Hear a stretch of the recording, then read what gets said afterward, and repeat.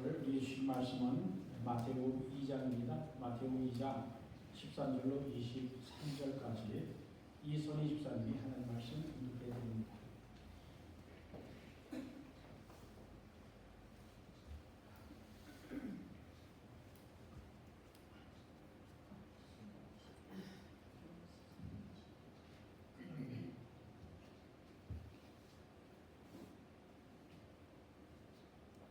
네, 봉독하겠습니다.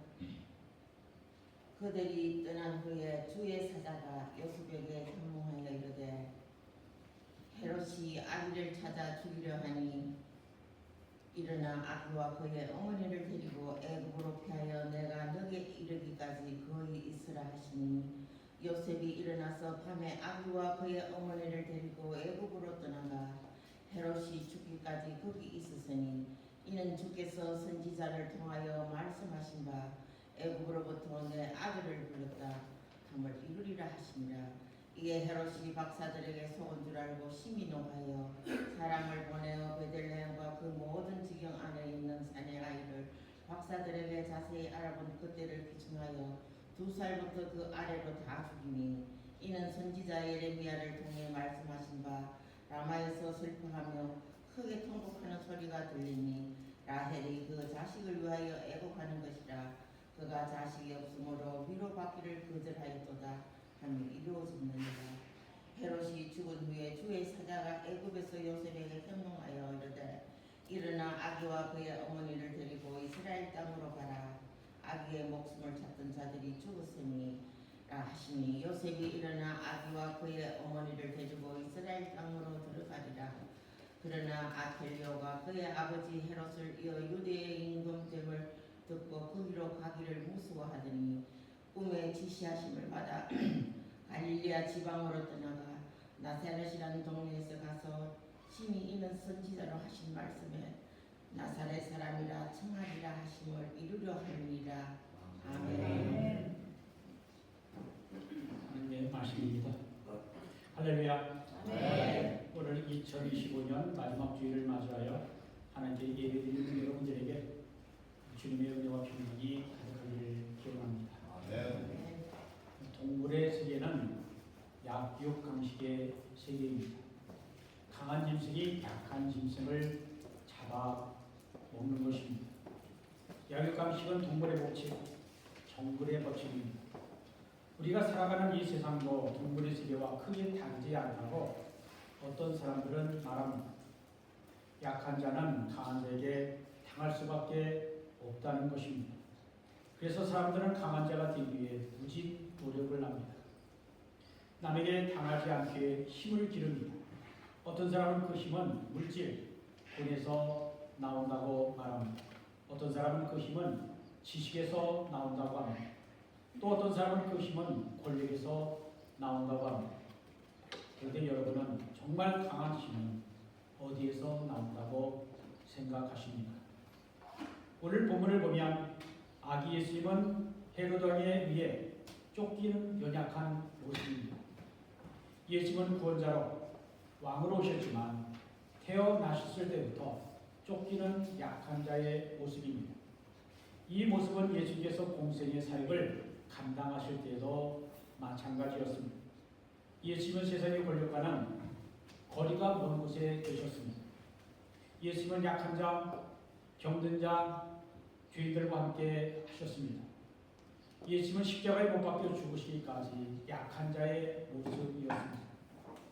세상의 시각, 세상의 가치로 볼 때 예수님은 실패한 분이셨습니다. 그런데 왜 하나님께서는 아들 예수를 이 세상에 보내시고 그의 약함을 통해 당신의 뜻을 이루려고 하셨을까요? 우리는 오늘 본문에서 예수께서 태어나시자마자 애굽으로 피어나시고 결국 나사렛 갈릴리의 한 작은 동네로 가서 정착하시는 과정을 보게 됩니다. 우리는 오늘 본문을 통해 진정으로 강함은 무엇인가를 함께 생각해 보려고 합니다. 신약성경에서 사복음서의 첫 번째 복음서인 마태복음은 세리였던 유태인 마태가 유대인의 왕으로 오신 예수 그리스도를 소개하기 위해 기록하였습니다. 그래서 마태복음 1장 1절을 이렇게 시작을 합니다. 아브라함과 다윗의 자손 예수 그리스도의 계보라. 예수님은 다윗의 후손으로서 영원한 하나님의 나라의 왕이 오신 메시아이심을 강조합니다. 하나님께서 이 땅에 구세주 예수님을 탄생시킨 것은 우리에게 주신 최대의 선물이었습니다. 당신의 사랑하시는 독생자를 우리와 같은 죄인들을 위해 보내주셨으니 어떤 이런 선물은 다시 있을 수가 없습니다. 하지만 아무리 큰 선물이라 하더라도 하나님께서 어느 날 갑자기 충동적으로 혹은 마지못할 사정이 생겨서 예수 그리스도를 이 땅에 보내신 것이라면 그 의미는 줄어들고 말 것입니다. 그러나 하나님은 결코 그런 분이 아니십니다. 하나님께서는 인류에게 최고의 선물을 보내주셨을 뿐만 아니라 최장에 아주 오랫동안 철저히 준비하시고 하신 후에 아들을 보내주셨습니다. 성경이 이를 증거합니다. 장차 오실 메시아에 대한 예언들이 오래전부터 이미 창세기로부터 시작되고 있습니다. 구약 성경을 통하여 메시아에 대한 예언들이 자세히 기록되어 있습니다. 이것은 메시아의 강림이, 메시아의 오심이 결코 우연이 아니며 하나님의 즉흥적인 기분에 이끌린 것도 아니고 아무 계획도 없이 행하신 일도 아니라는 것을 보여줍니다. 예수님의 탄생은 하나님께서 오래전부터 계획하신 일이고 그 계획을 선자들 통해 미리 약속하신 것의 성취인 것입니다. 오늘 본문에서 17절 주께서 선지자를 통하여 말씀하신 바 15절이네요. 17절에 선지자 예레미야를 통하여 말씀하신 바 그리고 18절 23절에 이루어졌느니라 이루려 함이라 라는 말씀처럼 그리스도의 탄생은 구약 성경 곳곳에 약속이 되어 있습니다. 예수 그리스도의 탄생은 하나님께서 미리 약속하신 그대로 성취된 일이었습니다. 오늘 보면은 예수께서 태어나시고 애국으로 이주하게 된 배경과 나사렛에서 성장하신 이유와 목적에 대해 말씀하고 있습니다.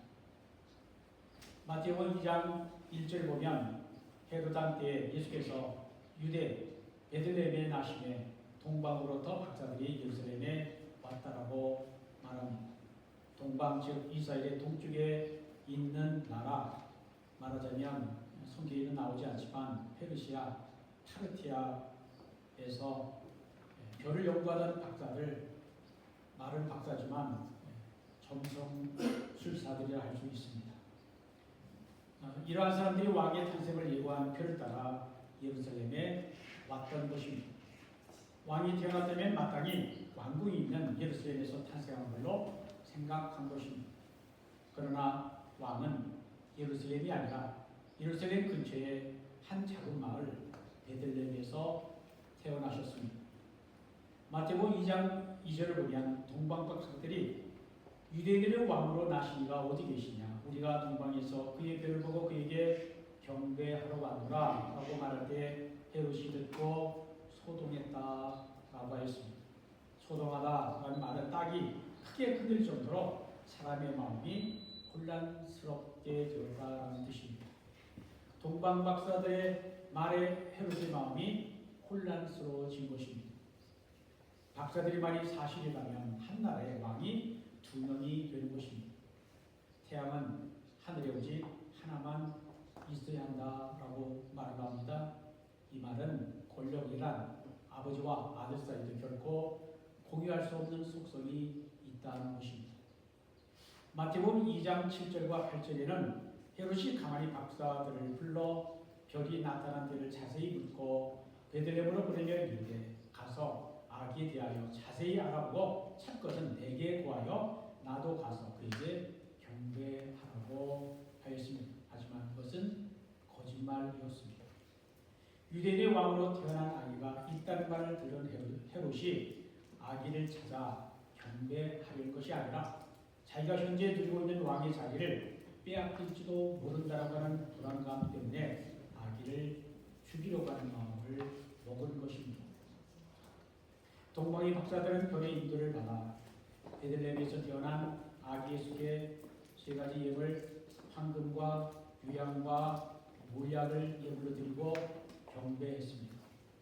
박사들이 예수님께 왕의 직분을 상징하는 황금, 금과 제사장의 직을 상징하는 유향, 그리고 선지자직과 죽음을 상징하는 모략을 예물로 드렸습니다.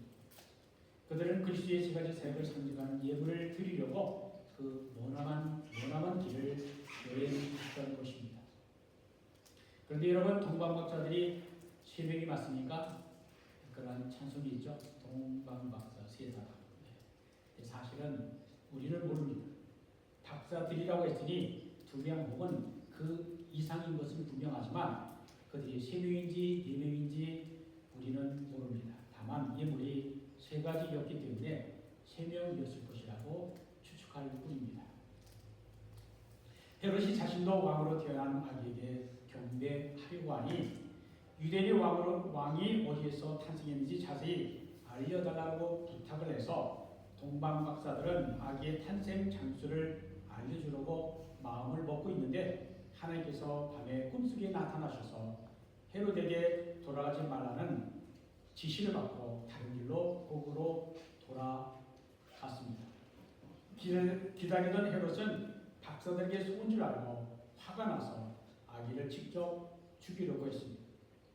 그러나 하나님께서는 이미 요셉에게 꿈을 통하여 헤롯이 아기를 찾아 죽이려고 한다는 사실을 알려주시고 애굽으로 피신하라고 지시하셨습니다. 그 내용이 오늘 본문 13절 14절입니다. 하나님의 지시를 받은 요셉은 밤에 일어나 급히 아기 예수와 마리아를 데리고 애굽으로 떠났습니다. 요셉은 하나님의 말씀에 즉시 순종했습니다. 요셉은 헤롯 왕이 죽기까지 주전 4년입니다. 역사책에는 헤롯이 주님 모시기 주님이 50대를 기준으로 해서 50기 전이 주전이고 BC, Before Christ, 주님이 50 후 AD, M 도미니 주 그렇게 되는데 연대를 잡은 사람이 처음에 잘못해서 주님이 사실 태어나신 해는 주전 4년 그 약간의 이전이 됩니다. 왜냐하면 헤롯 왕이 주전 BC 4년에 죽었기 때문입니다. 요셉은 헤롯이 죽기까지 아기 예수와 마리아와 함께 애굽에 머물렀습니다. 그리고 15절에는 이는 주께서 선지자를 통하여 말씀하신 바 애굽에서 내 아들을 불렀다 함을 이루려 하시니라고 하셨습니다. 여기에서 선지자를 통하여 말씀하신 예언은 호세아서 11장 1절에 나옵니다. 호세아 선지자가 이렇게 예언하였습니다. 이스라엘이 어렸을 때에 내가 사랑하여 내 아들을 애굽에서 불러냈거늘. 이 말씀은 사실 이스라엘 백성들이 애굽으로부터 탈출한 출애굽을 말씀하는 내용입니다. 하나님께서는 이스라엘을 사랑하는 아들이라 부르시고 이스라엘을 애굽에서 불러내셨던 것처럼 아들 예수를 애굽으로 피신하게 하셨다가 다시 그곳에서 불러내셨다라는 것입니다. 예수님이 애굽에서 이스라엘 땅으로 돌아오는 것은 출애굽을 연상시켜 줍니다. 마태는 예수님이 애굽에 내려가셨다가 이스라엘 땅으로 돌아온 것은 호세아 선지자의 예언의 성취라고 본 것입니다. 또한 이스라엘 백성의 출애굽 사건은 예수님의 십자가의 구원 사건과 연결이 됩니다. 하나님께서는 이스라엘 백성을 자신의 아들로 여기시고 그들에게 사랑을 쏟으셨습니다. 그러나 그들은 하나님의 사랑을 거절했습니다. 결국 하나님은 아들 예수님을 이 땅에 보내시고 십자가의 죽으심을 통해 구원의 길을 여셨습니다.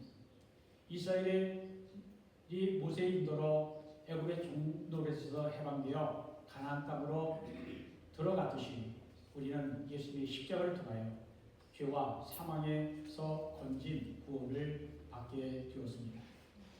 겉으로 보면 헤롯 왕은 강해 보입니다. 요셉과 마리아와 아기 예수는 힘없는 연약한 모습입니다. 반면에 헤롯은 절대 권력자입니다.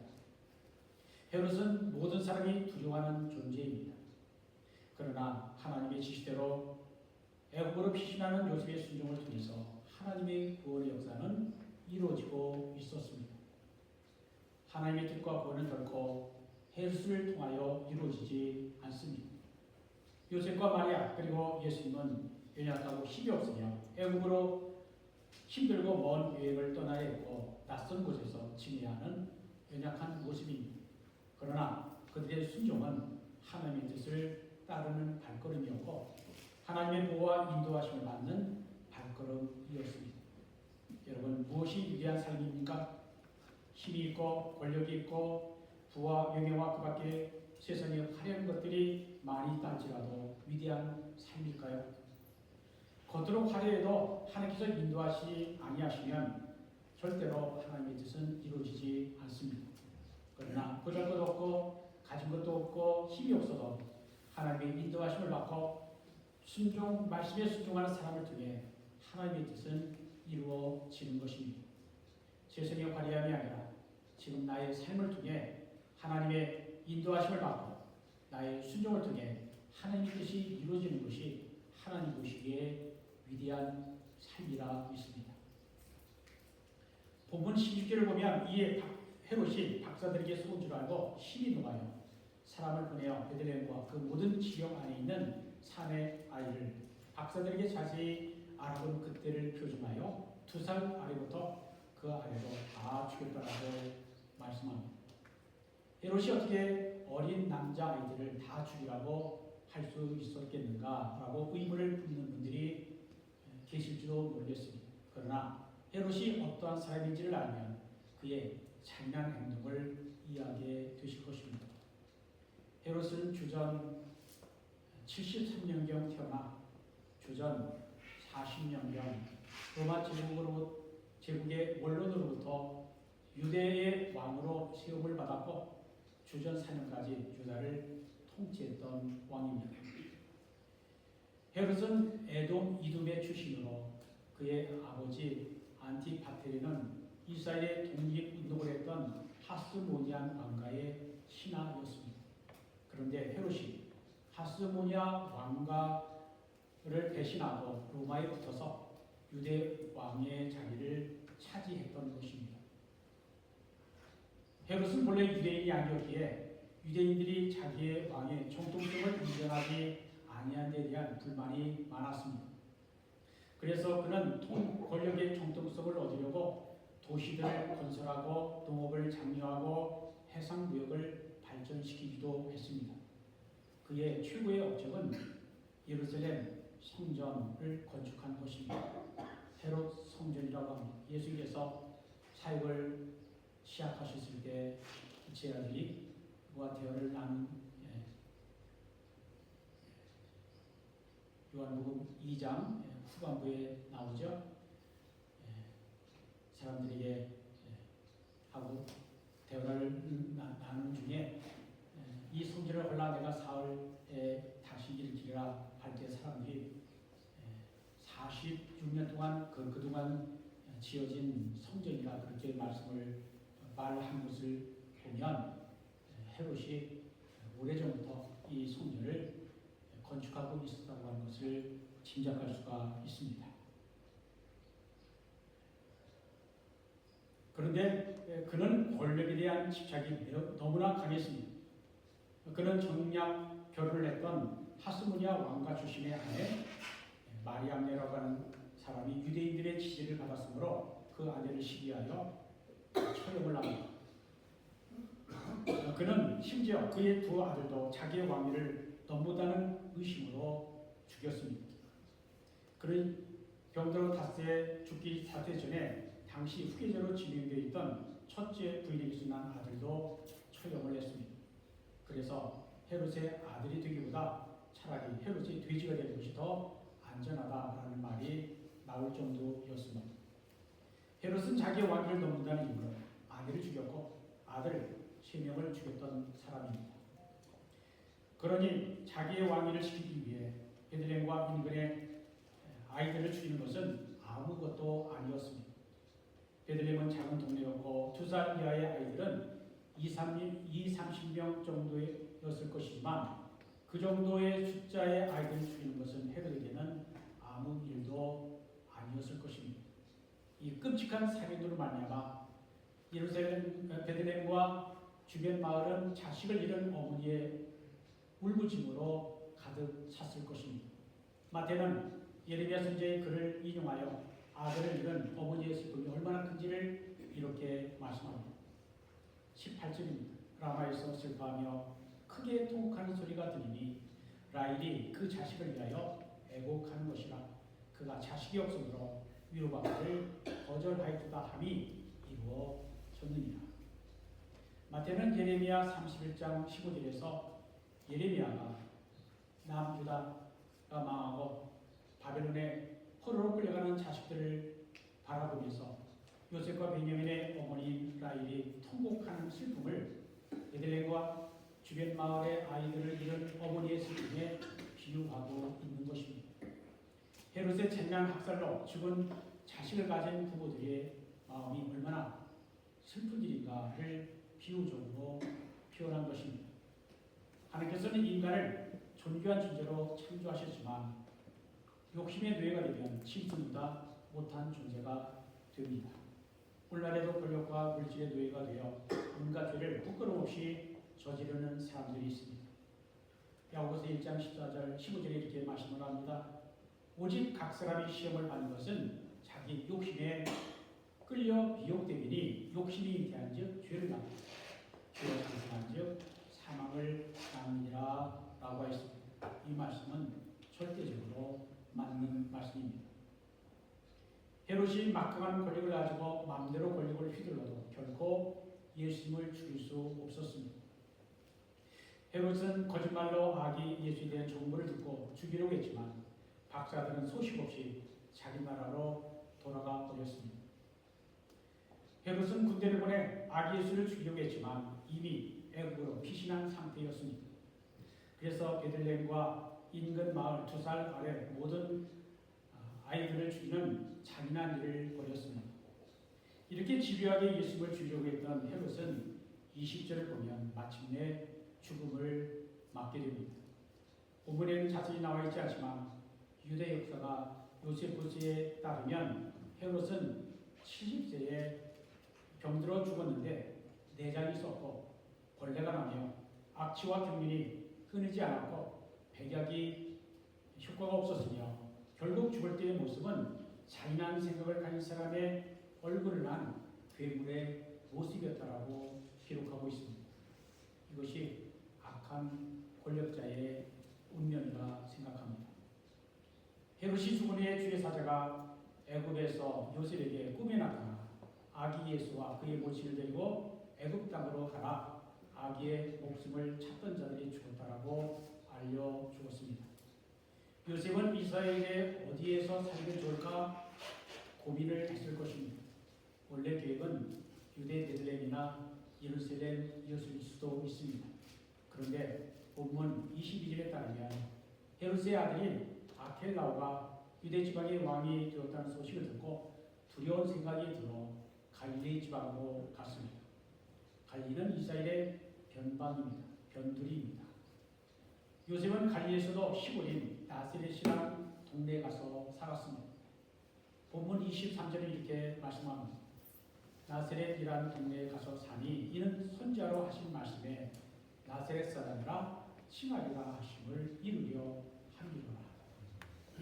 요셉이 예수와 그의 어머니 마리아를 데리고 나사렛에 가서 정착하게 된 것도 선지자를 통해 하신 말씀을 이룬 것이라고 합니다. 그런데 구약 성경에는 나사렛이란 지명이 한 번도 나오지 않습니다. 그리고 이러한 예언을 한 선지자는 없었습니다. 나사렛은 구약 성경에 한 번도 나오지 아니할 정도로 사람들의 주목을 받지 못한 작은 마을이었습니다. 예수님을 나사렛 사람으로 부른 것은 사실 예수님을 무시하는 표현입니다. 내적인